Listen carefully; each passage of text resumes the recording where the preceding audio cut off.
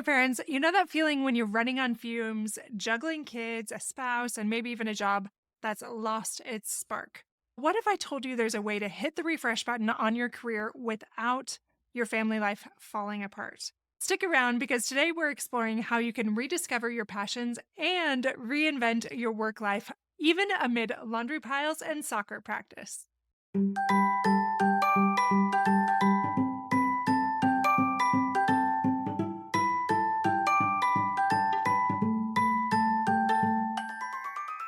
Hey parents, welcome to Fulfillment Therapy. Do you want to raise your kids better and have a stronger marriage? Are you up late at night researching marriage and parenting tools and self-care tips? Do you start each day hoping for deeper connections and less chaos, but it ends with family arguments and going 12 different directions again? My name's Kendra, wife, mom, therapist, and growth enthusiast. It wasn't until I discovered how to fulfill my unmet needs that I was finally able to show up as my best self as a spouse and parent. I realized that by meeting my needs, I could more fully meet the needs of my family with more energy and less resentment. In this podcast, I teach parents skills like boundary setting, prioritizing personal needs, communication, and claiming ownership.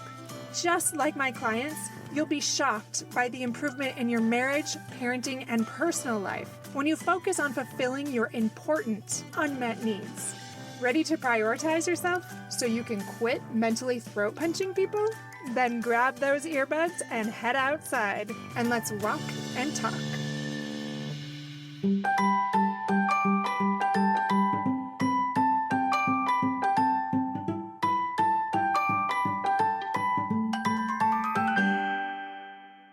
Welcome back to Fulfillment Therapy, the podcast dedicated to helping parents improve their mental health, wellness, and life fulfillment. I'm your host, Kendra Nielsen, and today we are talking about career pivots. My husband decided to have a career change again. He is still counseling, but he's doing some marketing and other things on the side. We've been talking a lot about this. I used to see those changes as a form of failure, but now I see it as him refining his mission. And that came with time. It wasn't easy initially to see it that way. And I know a lot of my clients initially see it as failure, like, oh, I'm just not getting it. And yet that's not what we would say to our kids. Like if they can't instantly walk or do these different things, it is just a step in becoming who they're meant to become. And sometimes that requires changing direction.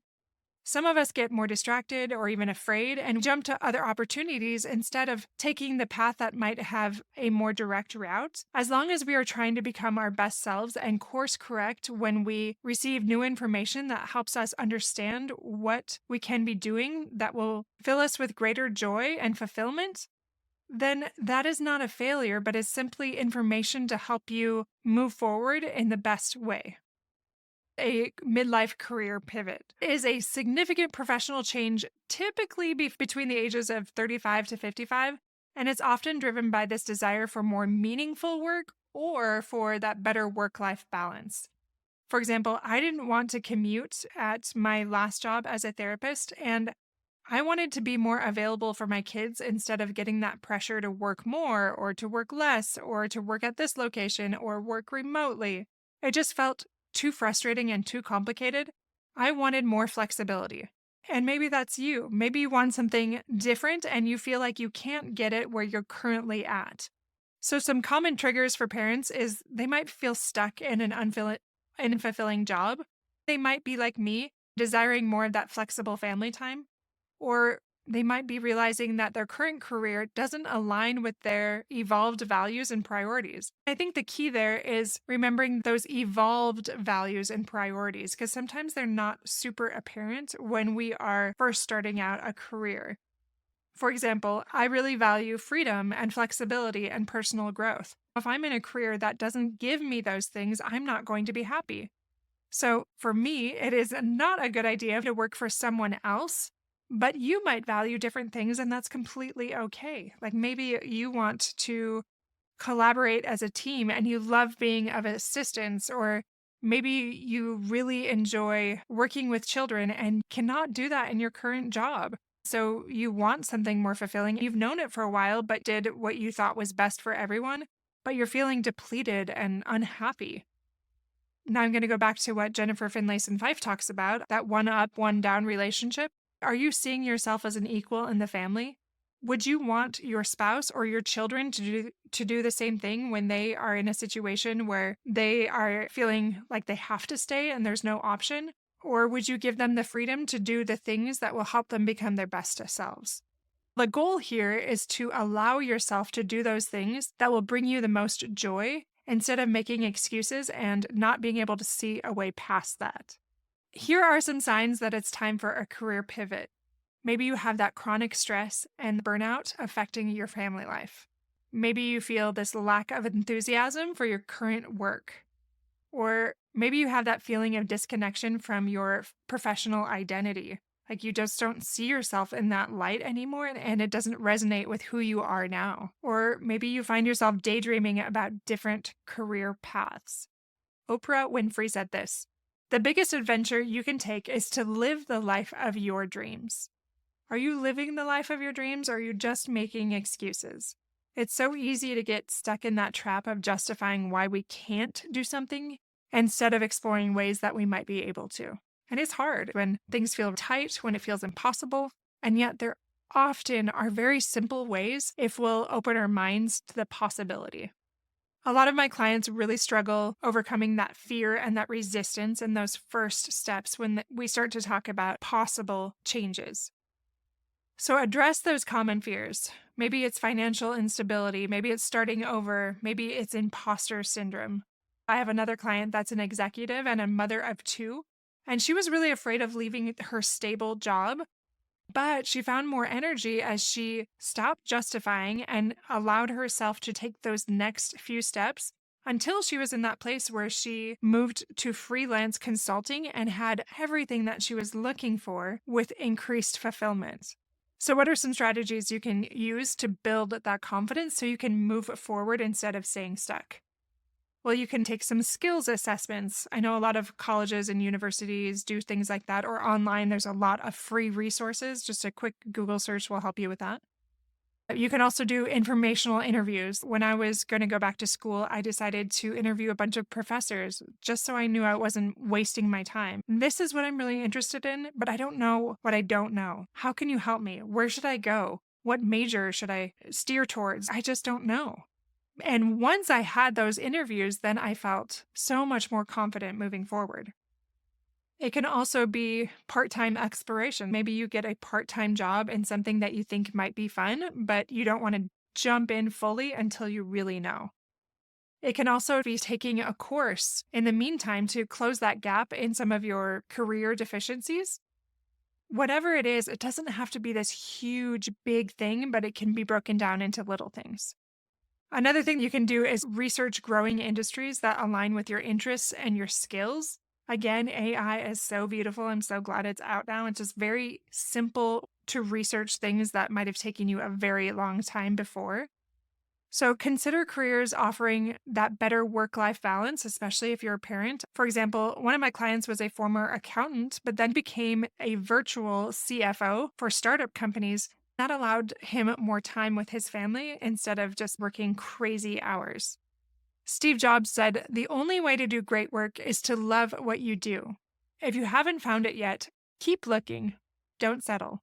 It's unfortunate that we get so stuck to a timeline, like it's too late for us, when in reality, people change careers constantly. It's not like it was for our grandparents or even our parents. This is a very normal thing to change careers many times in a lifetime. So what are some quick practical steps for a career transition, especially if you're living in that fear? Well, break it down.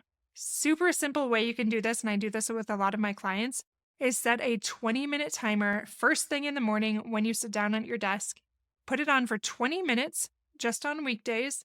That first tiny step, that's all I want you to focus on. And for that 20 minutes, you're just going to research and take notes on those next steps or on your interest or a skills assessment, whatever it is.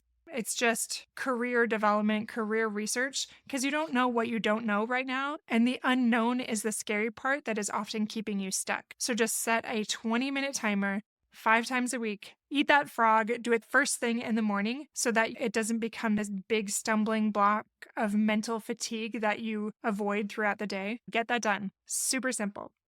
The next thing you can do is update your resume and your LinkedIn profile to reflect that new direction. Again, you can get help with AI from that. You don't have to start from scratch like before. Brush it up very simply. You can attach it in AI and tell them to clean it up and tell them what you want to include on there, and it can be very simple. Another thing that is very easy to do, but a lot of people don't utilize, is use your current network. Like maybe you're part of some groups, or maybe your church group, maybe it's a Facebook page, any social media at all. Reach out to those people that know you and can vouch for you, and they can tell you about different opportunities or even ideas that they might have for the things that you're interested in. Like say, I just want something flexible and I really value this and I love this industry. Does anyone know a job that would fit well with that? So do that in AI, do that in your communities, whatever that might be. You can also acquire those new skills through online courses or certifications, and consider those bridge jobs to help you gain experience in your new field before jumping in fully. Another very important step that can cause problems if it's not navigated carefully, and that's communicating openly with your spouse about your career goals and concerns. You can also involve your kids in this, obviously in an age-appropriate way, about your feelings and just see what they say. They can be a great support without creating that anxiety, just simply a discussion about how are craving something but not really sure what it is, and maybe they can explore that with you. You can also create a support system with your friends, your families, maybe a professional coach. I actually have another story about that. I have another client who was a stay-at-home mom and her kids all went to school. She finally stopped making excuses because she was really afraid to go back into the workforce since it had been so long. She felt like she no longer had any skills that would be beneficial to an employer. Eventually, she realized that she was staying stuck and stagnant, and she really desired to grow in that professional way and contribute to family finances. And she wasn't happy just sitting at home and doing little things here and there. She wanted to develop herself professionally. She finally stopped making excuses and faced her fears that she'd never find a flexible job. She started researching because it was important for her to have something flexible for her family's needs. Now she subs classes as she builds an online business. And she loves it. It's not really time consuming, it's flexible. And she also gets to become who she feels she's meant to become. In this space, it's so important to remember the growth mindset and to view these challenges or potential changes as opportunities for learning and growth, and celebrate those small wins and lessons that you've learned in your career and the opportunity to change. Change can be a very beautiful thing, even though there's uncertainties there. Steve Jobs said, "Your work is going to fill a large part of your life, and the only way to be truly satisfied is to do what you believe is great work." So what is that great work that you believe in? And you don't have to have this hard and fast answer, but you can process it, you can reflect, you can journal. Another great thing you could do is sign up for Find Your Focus.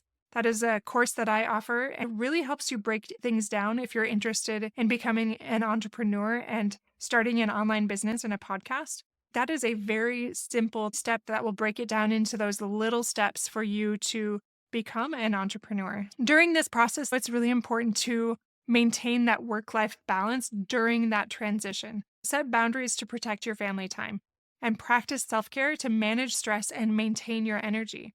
For example, I have another client here. She moved from finance to nutrition coaching. She'd been wanting to go to coaching for a while, but she felt really scared about that. Eventually, she gained the courage to do that, and she blocked out some hours for family dinners, weekend activities, and things like that. She focused more on quality time versus quantity time, and they were all so much happier and more fulfilled as she made that career transition. So in conclusion, my friends, just break down your career transition into small, manageable steps and set aside 20 minutes daily to work on your pivot. Address your fears head on and recognize that financial instability and imposter syndrome are very common concerns, but they don't need to hold you back. Also, make sure that your new career path is aligned with your values and your priorities, because you won't be happy if it is not. Consider what really matters to you, like flexibility, personal growth, freedom, or whatever that might be. Communicate with your spouse or children and seek help from mentors or other professionals that can guide you into a path that might be much better suited for not only you, but for your family as well. And remember, a midlife career pivot is not just about changing jobs, but aligning your professional values, like I said, with your values, with your passions, with your family priorities. And by taking this step, because it does require courage, right? You're not only improving your own life, but also inspiring your children to pursue their dreams. Because the chance is very high that in the future, they will change careers many times. And you are modeling how to do that in healthy ways without that shame or without that justification, and leaning into that discomfort or to those fears and challenging that to become your best self. All right, my friends, that is all I have for you today. Don't forget to leave us a review on Apple Podcasts if you haven't already, so we can help others and expand our reach. Also, check out our blog at fulfillmenttherapy.org/blog, and you will be able to see all of these podcast episodes in blog post form, so you can utilize these different tools and steps if you ever forget them or want those quotes. It is all in our blog as well as in our show notes. Thank you, my friends, for listening, and I'll see you soon.